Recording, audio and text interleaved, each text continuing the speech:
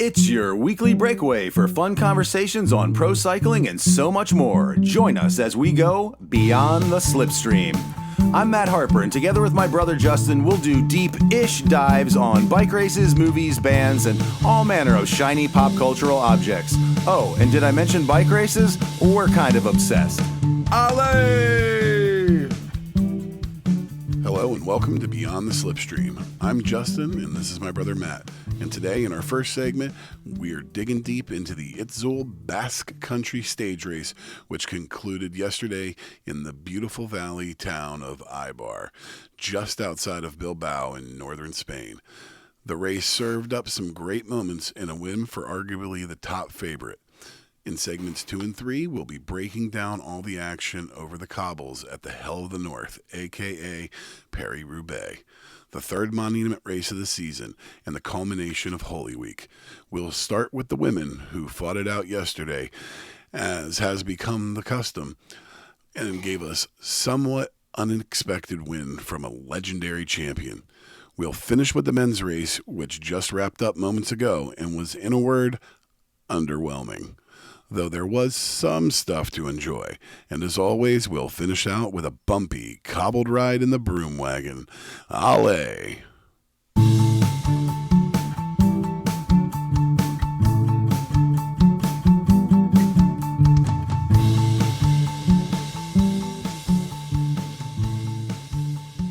Please note, this segment contains spoilers. If you wish to remain unspoiled, please jump ahead to segment 2. The Itzulia Basque Country stage race concluded proceedings in the north of Spain with a comfortable win by João Almeida of Team UAE Emirates. Almeida finished almost 2 minutes ahead of Perpetual also ran Enrique Mas of Movistar in second, and an impressive Maximilian Schachtman securing the final podium spot for Red Bull Bora. After holding the yellow leader's jersey for several stages earlier in the week, the race had a few notable happenstances, not the least of which was the relegation of and then almost immediate reinstatement of the win on stage 3 for Cofidis's Alex Arenbu, who, as it turned out, did take the right route through the penultimate roundabout in the run-in to the finish line. Matt, once again, the UCI made a boneheaded call that had a lot of folks pretty annoyed. Would you say they saved face by reversing it so quickly? And what must Filippo Ganna be thinking? Oh man, Filippo Ganna, that guy's just got to be so annoyed by that whole thing, because let's rewind like about 6 weeks to stage 1 of the Volta al Algarve earlier this year, where Filippo Ganna, where we had that's got to be the biggest debacle of the year, like so far, hands absolutely down. When you consider the potential for like human death that they narrowly avoided in that thing. This is when the whole peloton took a wrong turn and were racing down a road that ran parallel to the finish line, and like full of people. Like almost hit a lady and a baby. like just jumped out. Anyway, and Filippo Ganna went the correct way through the turn according to the race book and won the race, and yet they did not give him the win.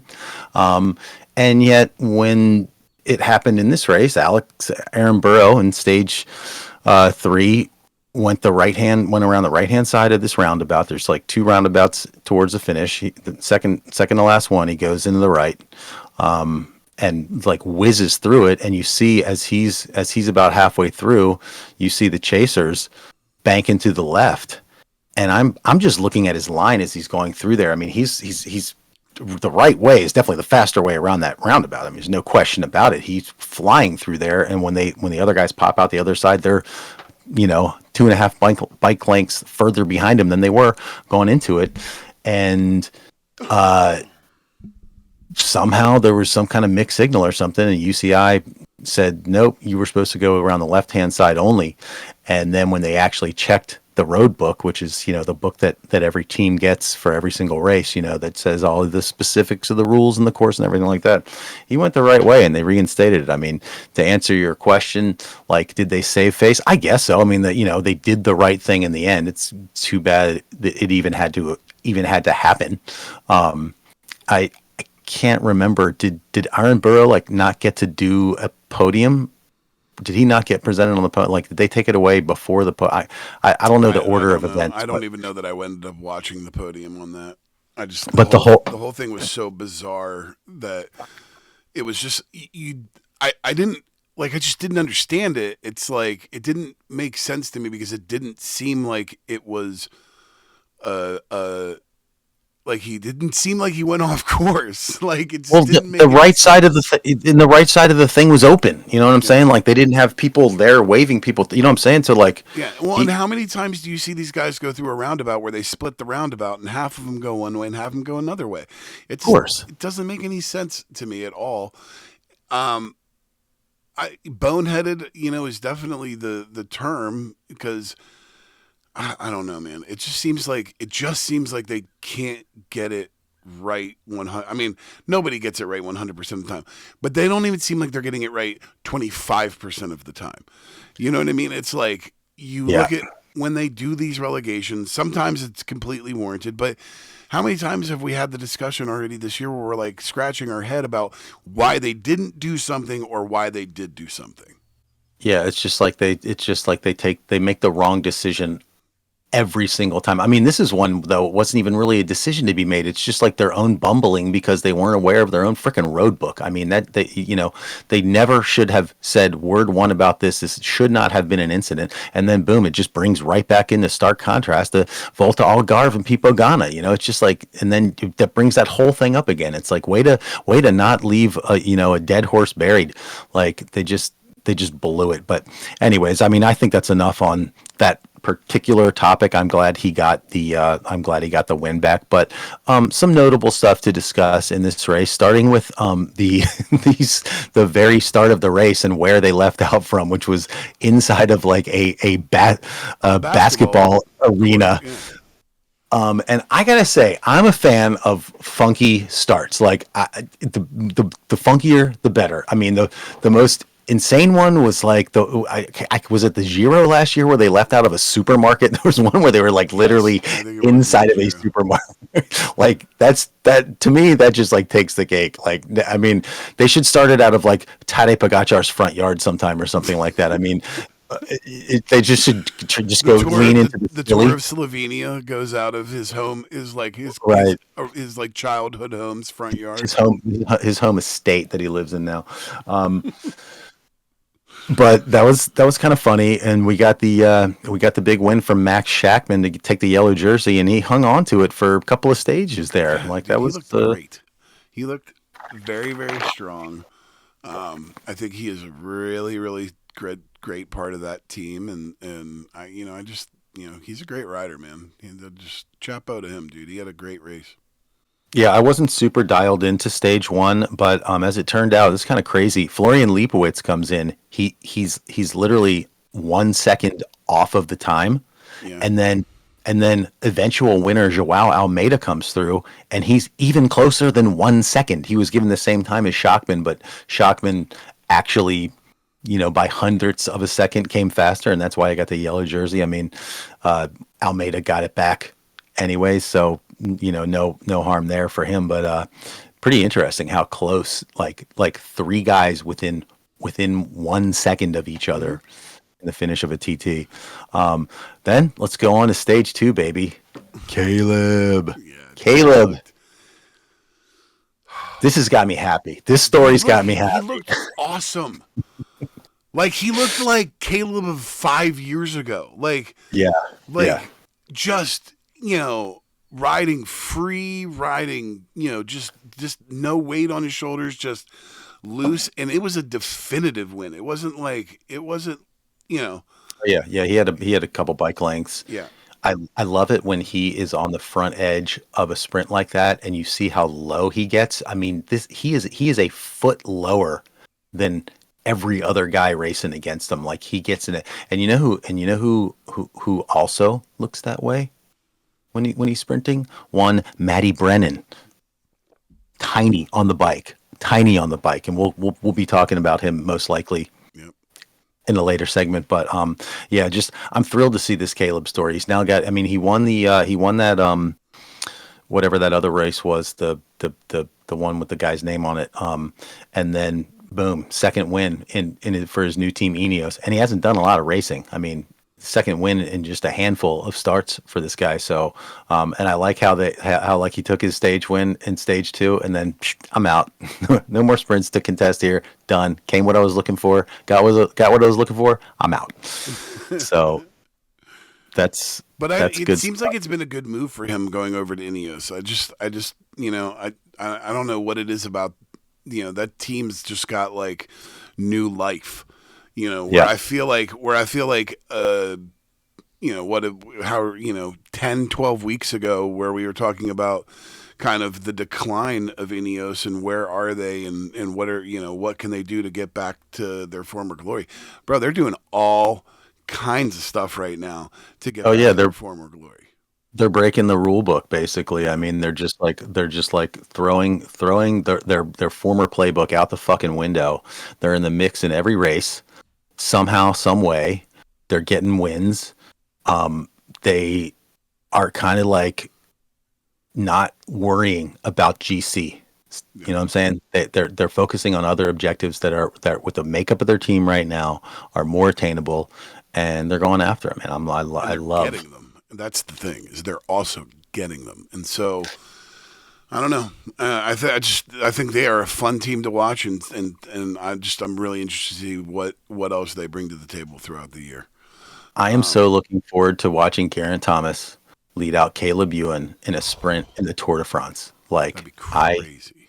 because Caleb's been on Geraint's podcast multiple times, and like they have a really good rapport. I know that you know that G was very excited to see Caleb coming to the team. And that would be sweet because he's going to go, right? I mean, Ineos doesn't have another sprinter outside of Ghana, but I mean, when we're Yeah, talking but Tour de he's France, not. Tour de Yeah, France flat sprints, Caleb's going to be their guy, and I just love it. yeah, that's huge. And they could give him a strong train. You know what I'm saying?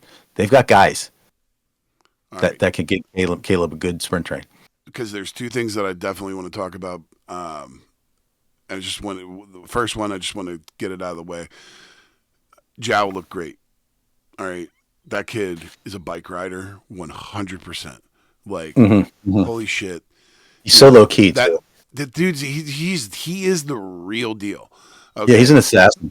I like how he doesn't end up leaving that team in the next, like, I don't know what his contract situation is, but how he doesn't end up going to some team on a major contract would fucking shock me. Like, Yeah. him playing second fiddle to Tadej Pogacar, like, any more than like another however long he's got left in his contract, just makes zero fucking sense for that guy.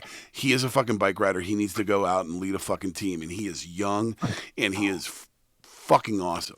Like, Yeah, when period. on stage four when he took the yellow jersey, like he just like slowly torched the entire group. Like they were working their way up that mountain, and like he just ticked up the pace the tiniest little bit, and just slowly just rode away and rode away and rode away, and like, you know what I'm saying? Like no big attack, no nothing fancy. That's what I'm saying. He's so low key, and when he's on the podium, he's the same way, and it's just like he's just out there doing his thing, and yeah, he looks so. I have a couple notes that I want to talk about from stage 4 though. First of all, like there was a breakaway group on stage 4 with like 25K to go I was just loving this. It was Ben Healy, Mark Soler, Quinn Simmons, Finn Fisher-Black, Sepp Kuss, Mauro Schmid, and Baggioli. And I was like, every single one of those guys, man. I'm like, I want to see something happen here, and then like it all just like fell to pieces. There's another thing I wanted to mention though. I don't know if you happen to catch Carlton Kirby talking about this. There was still a lot of racing left, and they were just like shooting the shit or whatever. And they were talking about guys bringing their own mattresses to these races, because I guess there's regulations in some of these races where like the organizers provide the accommodations for the teams, and like you have to use those accommodations.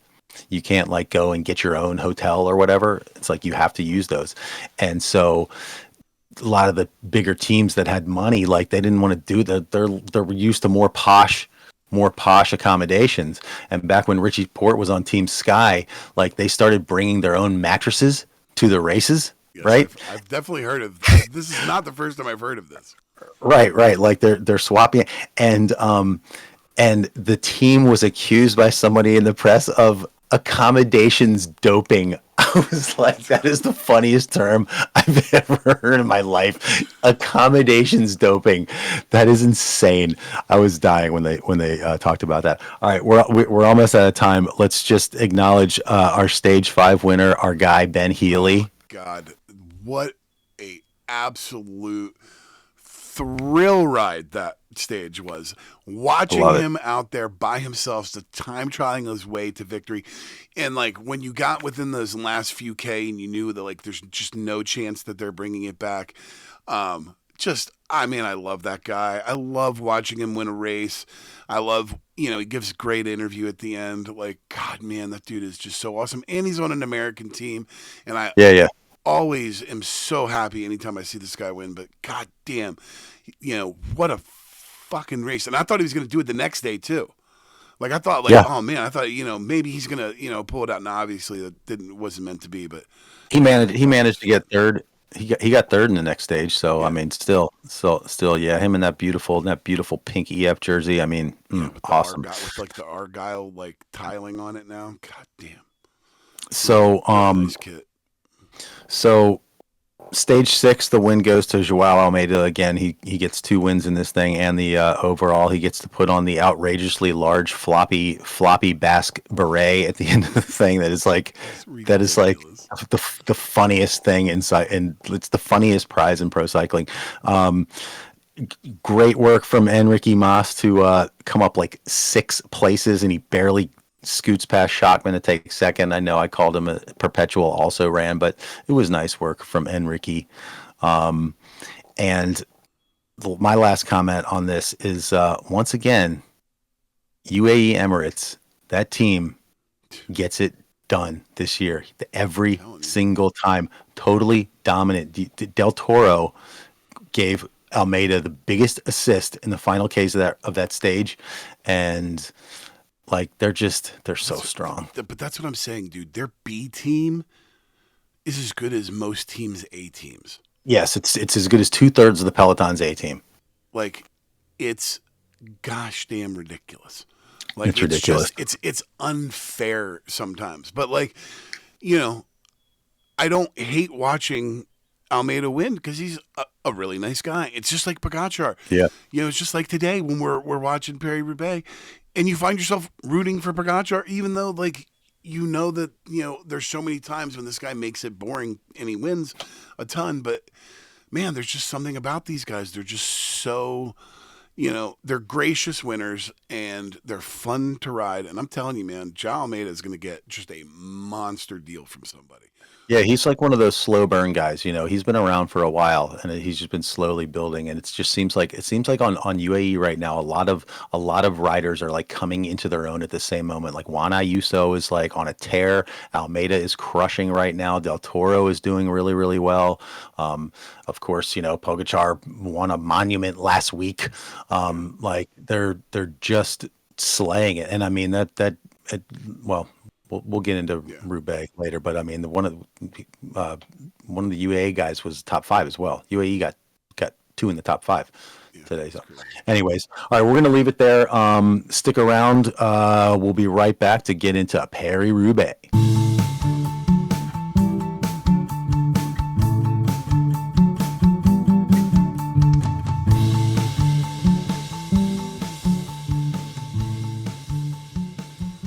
Please note, this segment contains spoilers. If you wish to remain unspoiled, please jump ahead to segment 3. The 5th running of the women's Paris-Roubaix served up an unexpected, if not unsurprising winner in the form of former world champion Pauline Ferrand-Prévot of Team Visma Lease Bike. Ferrand-Prévot has been on a tear this spring, having taken 3rd in Strade Bianche, 2nd last week in the Tour of Flanders, and now the big win in the Hell of the North. She only returned to the women's pro peloton this year, having stepped away from the road sport after disappointment in the 2016 Olympics in Rio de Janeiro in both the road and mountain bike races due to lingering injuries. But all that is clearly in the rear view for her now. Matt, how impressive is this woman? This woman is insanely impressive. She kind of came from out of nowhere. I did not have much knowledge of her before this year because, as stated in the intro, she just returned to the women's pro peloton. But I 100% knew the name because I sort of loosely follow cyclocross and mountain biking, at least in terms of like the world championships every year, where she has been plying her trade for some time.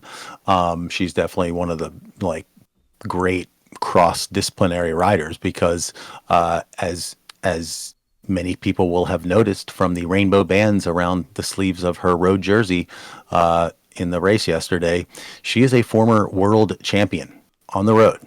And most people won't know that at one time she was the first person to ever hold the road, mountain, and cyclocross world championship jerseys at the same time.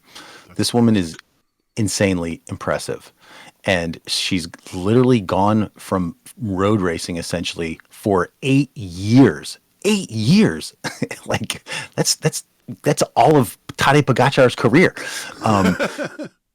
And she comes back and has a monument season like that. I mean, God knows what she's going to do in Liège-Bastogne-Liège because, Strade, I think she came like 12th, so she was just out top 10 in the first actual monument. But, you know, not Strade, MSR, she came 12th. But in Strade, she was third, which is like the sixth monument. And then in Tour of Flanders, she was second, and then here she wins Paris-Roubaix. I mean, that is an incredible comeback. Incredible. And she's got her eyes on the Tour de France. I mean, that she said clearly that's, you know, what her goal is. Yeah, she's a French rider, and I mean, the French must be so thrilled about this. I mean, is she the type that could win a week-long stage race? I mean, I don't know, dude. She's looked strong as death this whole beginning of this season. So, like, you know, look, dude, she dropped Kopecky. We know what Kopecky's goals, you know, are looking like. You know, what she's been building up to. You know, she has to be as strong as Anna van der Breggen. At least. That's what I'm saying. Like, I don't know. The only person I would worry about is Demi Vollering or an Eliza Longoborghini for Grand Tours, I guess.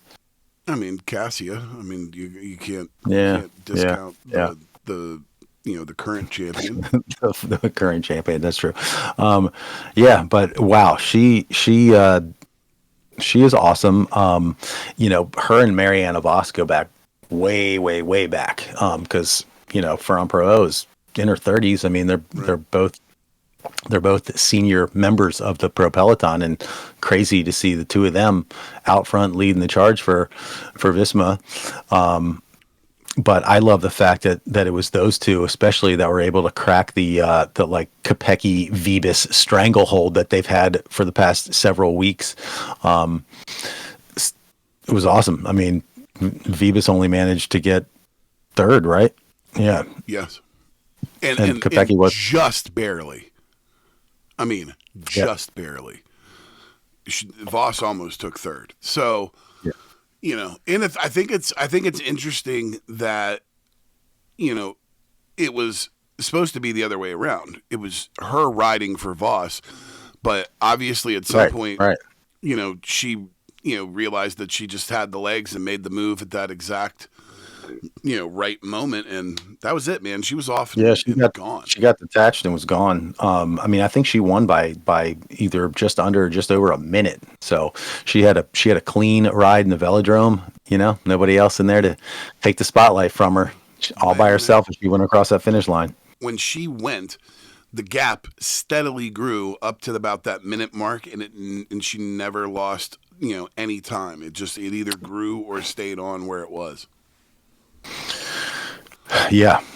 Yeah. It was just, once again, the women's race delivers. I mean, last year Kopecky won, but it was like a contested sprint. There were six riders sprinting it down the velodrome. To me, that's a good finish. Even if the person you're expecting to win the sprint wins the sprint, that's an exciting finish. Whereas so many of these damn men's races just have not given us that, with a couple of notable exceptions. But yeah, she was way out in front. I loved seeing Allison Jackson all over the front end of that race. I mean, she kind of never really had a chance in that well, group. she didn't get there after things broke up. She kind of was in the like, I think, third group back or something like that. Like, so she wasn't really much of a factor. Her teammate though came in second. So I mean, there is Letizia Borghese gets second. Yeah. Well, and when Jackson won, it was a very different group of 10 women out in front of the race than the ones that she was with this time around. There were no Lotta Kopeckis and Lorena Vibases and Mariana Vosses and Pauline Ferrand-Prévot's in the front group that she was riding in the year that she won. It was a bunch of like lucky breakaway riders who benefited from a crash at a critical moment that held up the entire chasing peloton for like 45 seconds.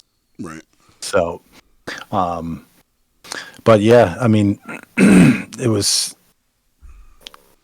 very exciting. I mean, I don't know. I guess we got a breakaway, so in that sense, this one was a little less so than last year. But just in general, I feel like the race was more exciting than the men's. It was a good a good addition for sure. I did a little digging. There was some question about why there was no Arenberg Forest in this race, because first of all, the two races are just like in most cases where there's a women's version of a men's race, especially with the monuments. Like the men's monuments are insanely long every year, and the women's are also insanely long, I guess, as compared to most stages in women's races. The length of most stages. I mean, most of the women's monuments are out there in the 160 to 180 kilometer range, which is definitely the top end of stage lengths for any women's races. Whereas these men's races, I mean, the Paris-Roubaix was it 279, 269, 279? Absolutely, just gigantic race. Just insanely long. So long. And because of that, the men's race traditionally had 30 odd sectors of cobbles. Well, in shortening the women's race, it starts just like very close to where the Ehrenberg sector is. It's like in this town called Denane, and Ehrenberg is right outside of Denane. So that's why there's a lot of confusion, myself included, about, well, it seems like they start like right there. Like, why aren't they doing that segment? And the reason is because, well, it comes down to safety, basically, because if you're starting the race, 10 kilometers away from the Ehrenberg Forest, so many you're going to have you're going to have the whole pack coming in there. And even with the changes that they made to the course in the past 2 years, it just would not be a good situation. It sounds to me like the organizers are open to adding it in some way in the future, but it's hard to see how that would happen. But that also makes me want to discuss with you the change to, well, I guess we're going to wait till the men's to discuss the change in front of the Ehrenberg, since we're not actually discussing it. Yeah, this is true. I don't know. I mean, I think the women would have to modify the route to give. I don't know what, like,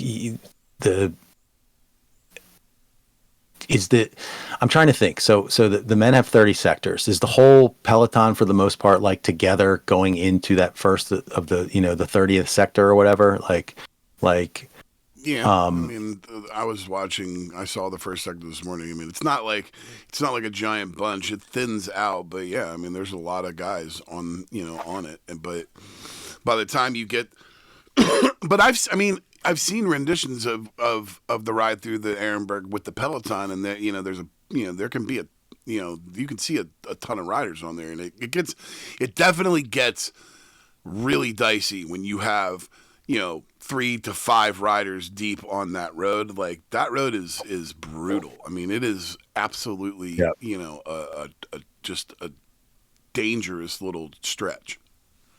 Yeah, they would have to find a route that takes them. I mean, assuming they still want to leave from Danann, I would think that they would have to do X number of kilometers through the countryside, or just in the surrounding lands. And I would say perhaps the Ehrenberg was in the men's race was what, the sector 19, was it? I don't know, because the women did 17. So if the Ehrenberg was 19, it was either 20 or 19. I'm pretty sure. Yeah.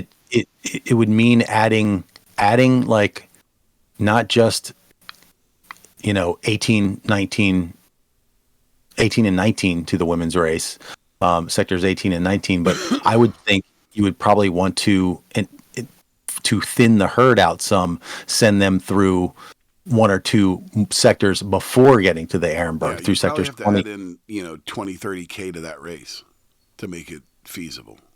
I mean, I wonder if that you could even get in all those segments, all those sectors, without having to add in 50 or 60K to the race, though. And then you're talking, then we're up in the, then it's breaking that, stupid UCI rule about women's races that they can't be over, whatever it is. Yeah.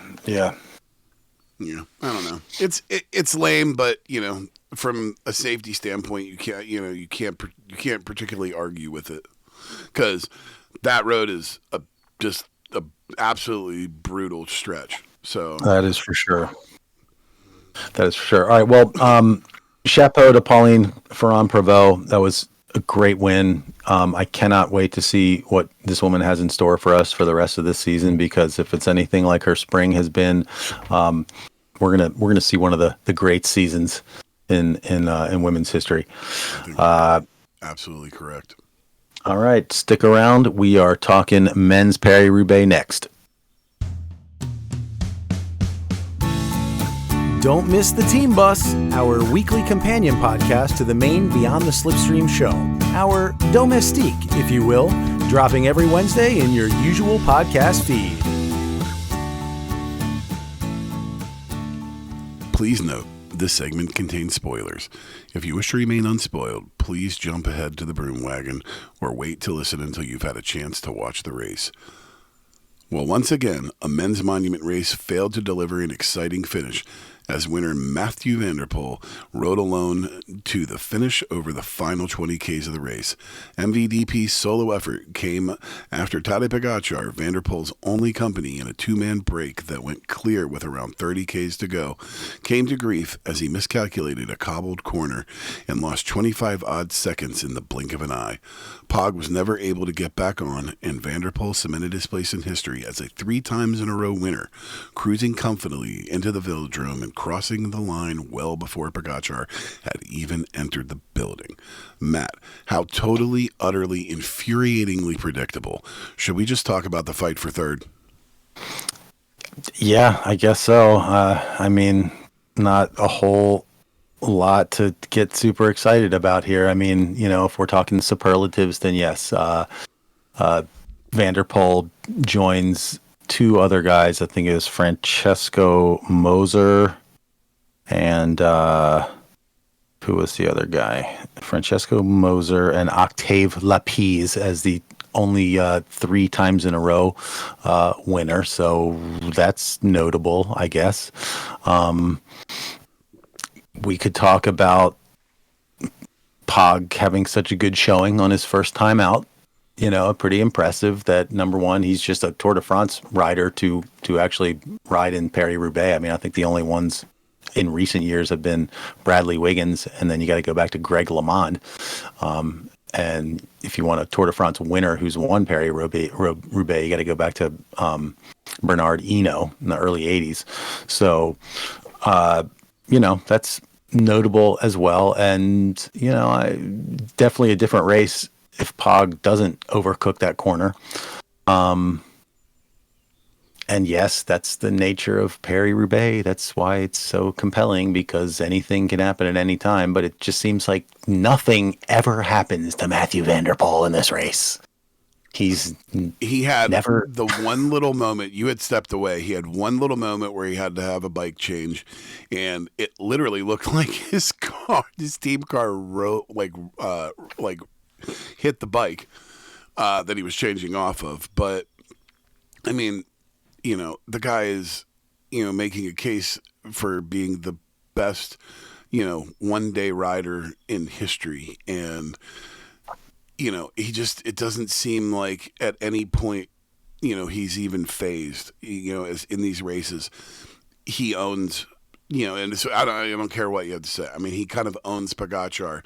If there's no climbs, like, Pogačar just can't hang with him. And I don't know that it wouldn't have been the same result had Pogačar not had just a completely horrible, bike change and problem in that corner. I don't know that Pogačar can beat him in this type of race. No, I don't see Pog winning. I mean, but I see Pog going to the velodrome with him, It seemed like Pogačar was being much more careful in the corners after his thing, which is normal. You're going to get the yips like that in the wake of a crash, even though he didn't really crash very bad. Interesting. Pog is really good at crashing and not injuring himself. You ever notice that? Like, this guy gets in a fair few crashes. I mean, he had a crazy crash in Strade Bianchi a couple of weeks ago, and was popped right back up, got on the bike, and ended up winning the race by over a minute or something like that. His Tour de France crash where he skidded out and fist bumped Jonas afterwards. This crash, he did crash out of Liège 2 years ago and broke his wrist and everything, but I don't know. He seems to get lucky, but he had the yips afterwards, and although it looked like he might get back on at first, after a while, 10Ks to go, 8Ks to go, he was quite clear he was not getting back on. But the crash doesn't happen. Yeah, I think he can hang. He's strong enough to hang with Van der Poel on a flat terrain like this, I think. I don't know that he wins. But yeah, I don't think he wins, because I don't think he is strong enough to separate himself from Van der Poel. I think he's strong enough to hang with Van der Poel, but I don't think he's strong enough to drop Van der Poel. And he's not going to beat Van der Poel in the sprint. There's no fucking way. It was interesting. Let's talk about the race for third, and and a couple of things kind of around that. It comes down to Wout van Aert, Mads Pedersen, and Bissinger. Bissinger, thank you. Who had a great day? Stefan Bissinger. Yeah, that dude had a great day. Who saw that coming? How in the world did that guy end up with those leaders after the Ehrenberg Force? That's insane. Yeah, I mean, they managed to beat everybody else. I mean, they hung on for a while as a little unit. I mean, I'll acknowledge that once again, Wout van Aert had some mechanical issues and bad luck issues, and he had a little wreck and was struggling and everything, but he just wasn't he wasn't at the level that he needed to be to even have looked better than he did, in my opinion, chance to win the race. Yeah, his teammate Matty Brennan, one of the bright spots of the springtime for this beleaguered Visma Lease a Bike team, looked better. You're right. I mean, Wout is just I don't know. I'm losing hope for this guy, as sad as it is to say. And it's a through line. Well, have you noticed this? It seems like every commentator and pundit that I listen to is kind of giving him more credit than he deserves. I don't know. People are still talking about him as though he is a factor. and it's getting harder and harder for me to even see him as being a possible factor in some of these races. He's a factor if Van der Poel and these other kind of, people that are clearly better than him are not there. Yeah. Then he's a factor. But he wasn't a factor today. I don't feel like he was there in the mix early, but I don't feel like he was a factor in this race. There's not a single time where I was like, oh man, wow, it looks like he could win today. Nope. That thought never crossed my mind today. And that is pretty much the case in every race he gets in. If any one of the following like 6 or 7 people are in that race, ready? Pogačar, Van der Poel, Tom Pidcock, Mads Pedersen, Filippo Ganna, like he's getting beat by every one of those guys every single time. Or maybe not every time, but most times these days. And I mean, he's never going to beat Van der Poel or Pogačar again. Like that ship has sailed.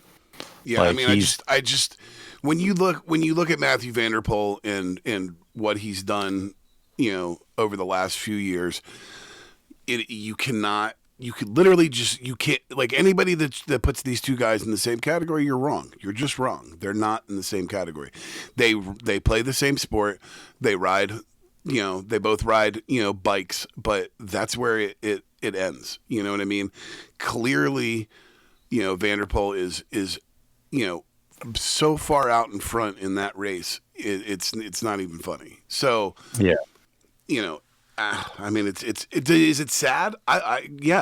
For me, it's sad because Wout was one of those guys that I latched on to early in when I started, watching cycling, and he is a shadow of his former self. And I don't know what it is. I don't know if it's something that he can, come out of or get better or, but I mean, if it's going to happen, it needs to happen soon because he's not getting any younger.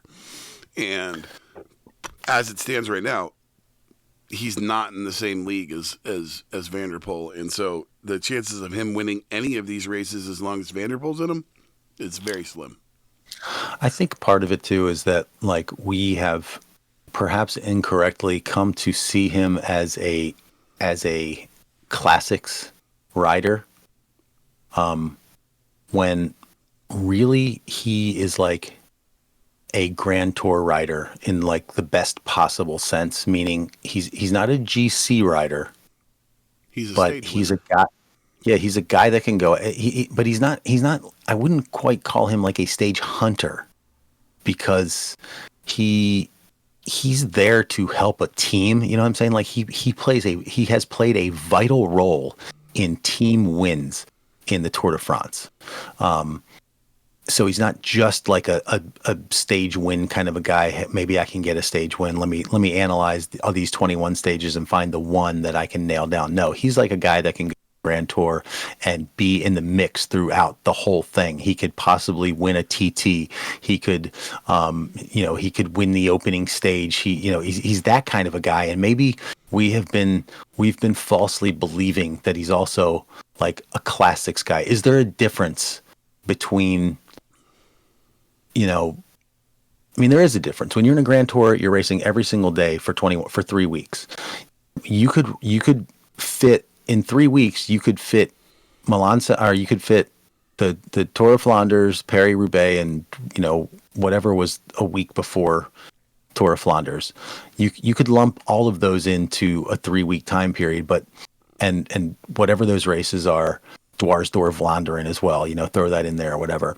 But there's space in between. There's days off in between each of those. So whereas in a Grand Tour, you gotta be at a high level and then raise it up some to get a win, and then raise some to get another win or whatever.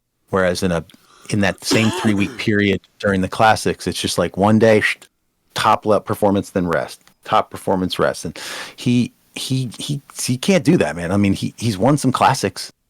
He's their team looked pretty dominant in the classics 2 seasons ago. They seem kind of unstoppable.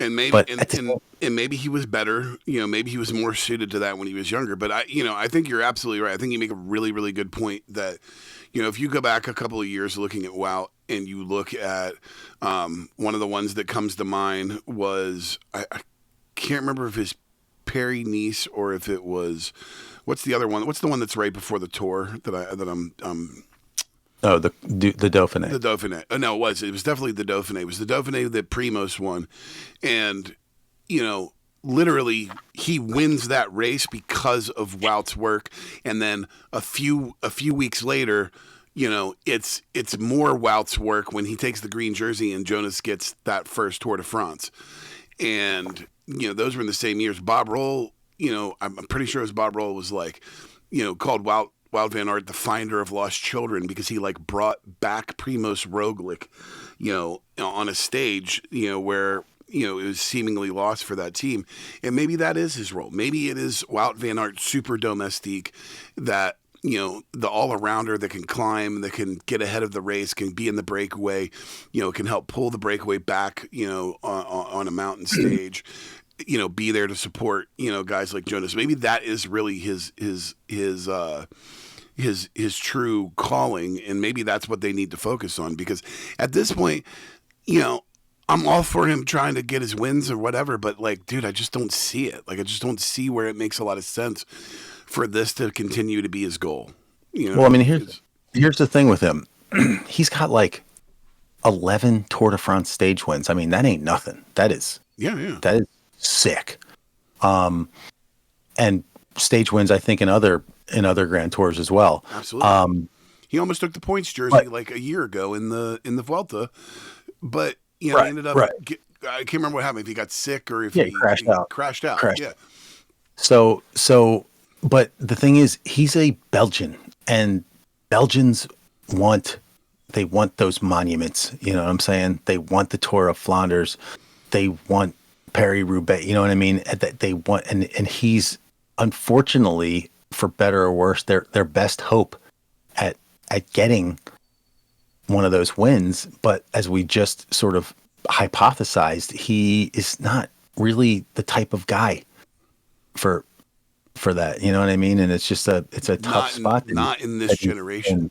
In another generation where you don't have a Mathieu van der Poel and you don't have a Tadej Pogačar, all right, maybe you do have that ability. But that's another great point about the whole thing. He's just come along at a sort of unfortunate moment in history when he's got two of the all-time greatest. Yeah, I mean, standing in his way. Yeah, and it's just, and that's not to mention he's got another. He has the rest of the pro peloton, which has some damn good riders in it. All right, you saw some damn good riders riding today that have the ability to pull these things off just as much as anybody else. But I put him in their category. I don't put him in the category with Van der Poel and Pogačar. He is he is in that A tier versus them being in the S tier. Period. Yeah, I agree. Well, I just want to, I didn't mean for our Paris-Roubaix discussion just to turn into a giant dissertation on Wout van Aert, but why not? Since Van der Poel rode solo to his third win, nothing really there to talk about. However, as I mentioned earlier, for a first time ever appearing in Paris-Roubaix for Pogačar to get second and really to possibly have been fighting it out for the win had he not misjudged one corner, is pretty awesome. And I thought it was kind of funny in Van der Poel's interview when they asked him about Tadej Pogačar. He was talking about how just amazed he is at how strong Pog is, and his quote was the guy asked him, "Are you surprised to see Pogačar get in second place in his first time out?"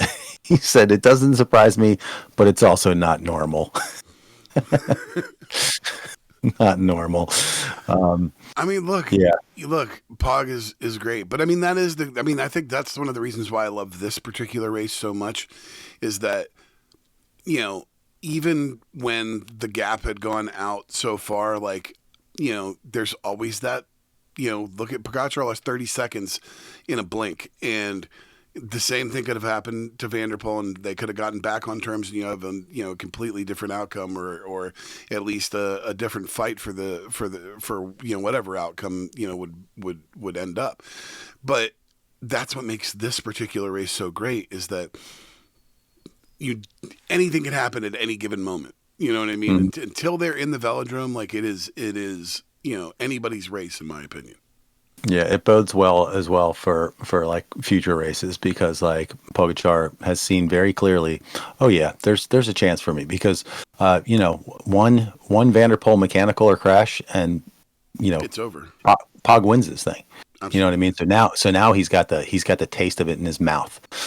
Whereas with MSR, he's could be getting to the point where he's starting to scratch his head like, Sir Ever. I mean, he's going to show up. He's going to try to win MSR. It's going to be great. Every single time that guy shows up until he actually wins it, it's going to have its built-in excitement. Now I feel like the same is going to be true for Paris-Roubaix. He's going to keep coming back, and he's always going to be in the mix, at least for a while. Yep. I'm with you. So, anyways, there was some stuff to talk about. We had Phil and Bobke. That was nice. Always love having Phil on the call. Phil Liggett. So, as for the excitement, a little hit or miss, but what are you going to do? It's still Paris-Roubaix, baby. Yep, gotta love it. All right, stick around. We're taking a bumpy ride in the team bus when we come back.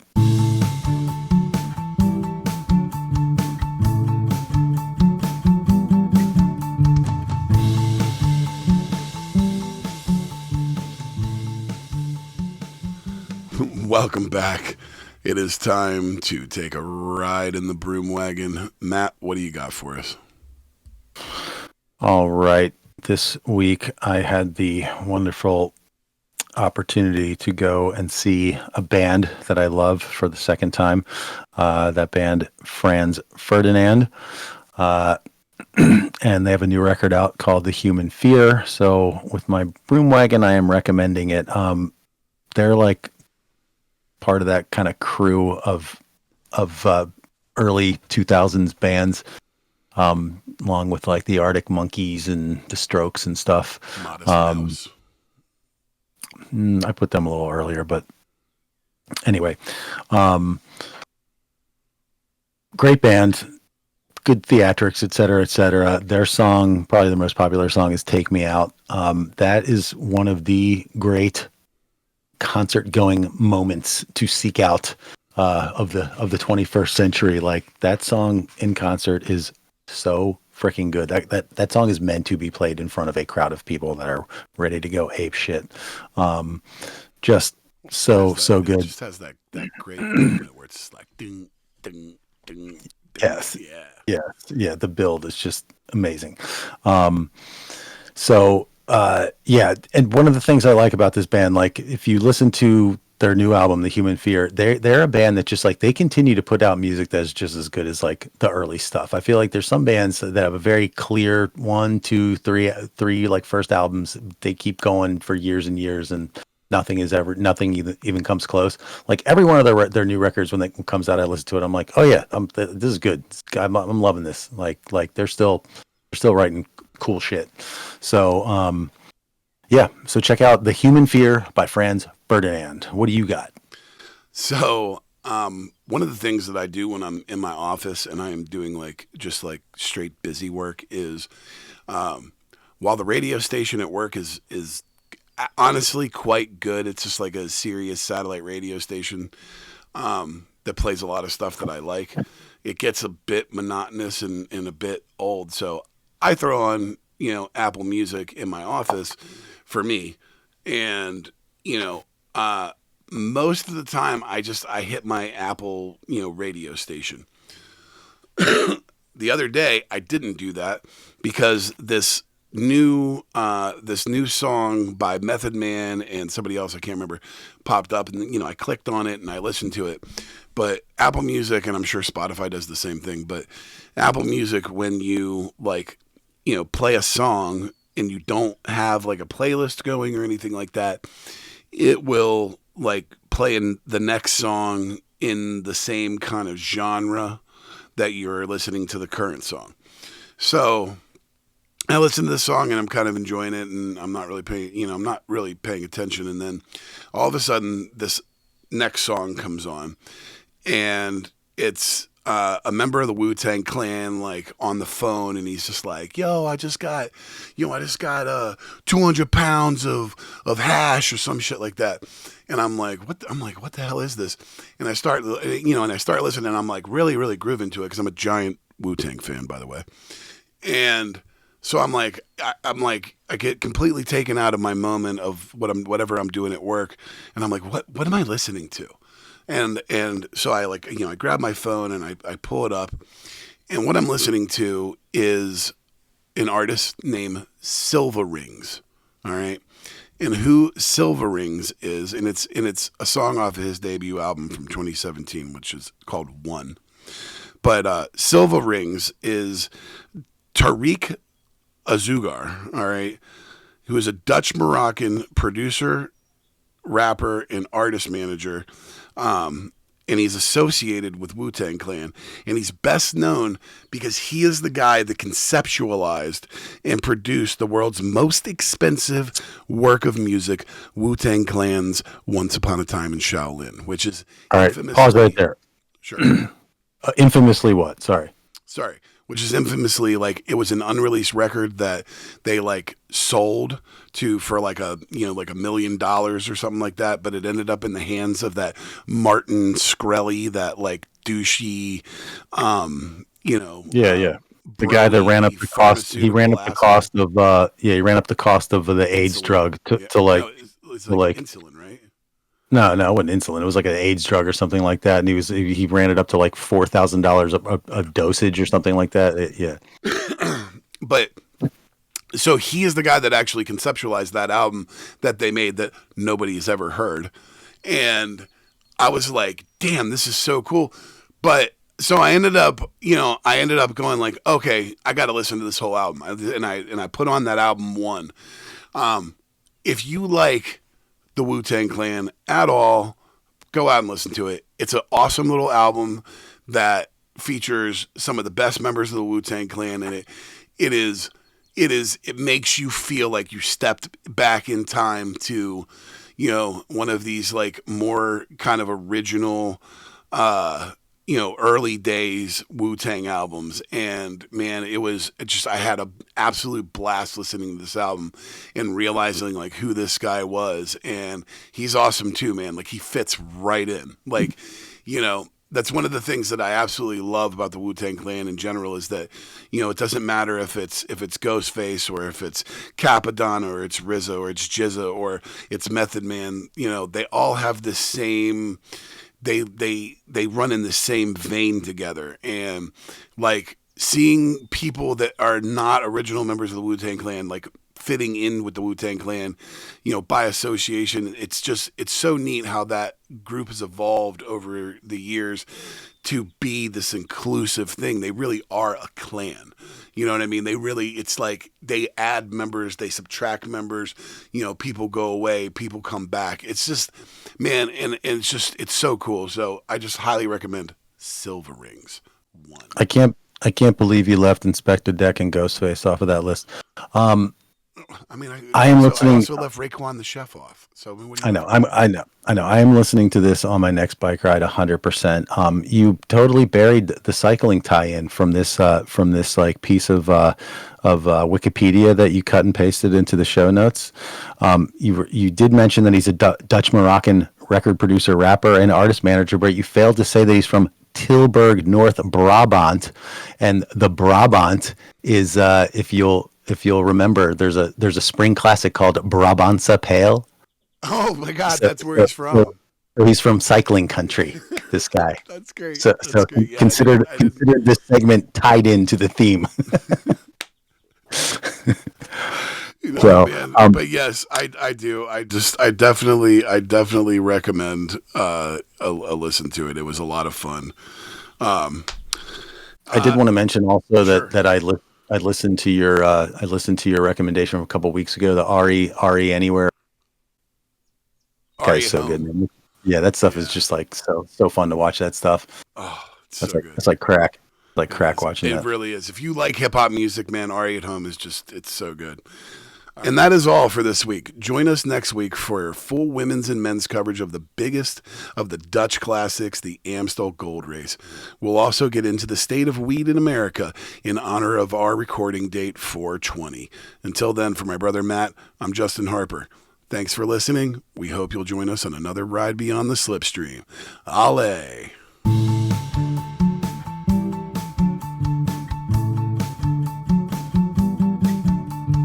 Beyond the Slipstream is a production of Harperama. Find us on Apple Podcasts, Spotify, and YouTube. Please like and subscribe, smash that button, leave a 5-star review, and most importantly, tell all your friends about us. Thanks for listening. Talk to you next time. Ale!